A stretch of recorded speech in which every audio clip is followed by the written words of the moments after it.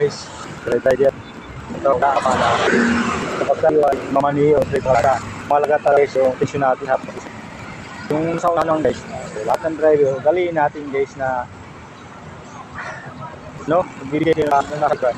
Lalo na kakalawa kayo kaka. Katulad dito guys na may galing resita ba kayo. Kaya na tip kayo. Yan po yung signal sa mga natin. Kaya po din siya yun, porque natin mga sa driver, pag mayo, kung mag-ibig kayo, nung na feeling siya may-ari ng kasaya, maruro, pagdangan.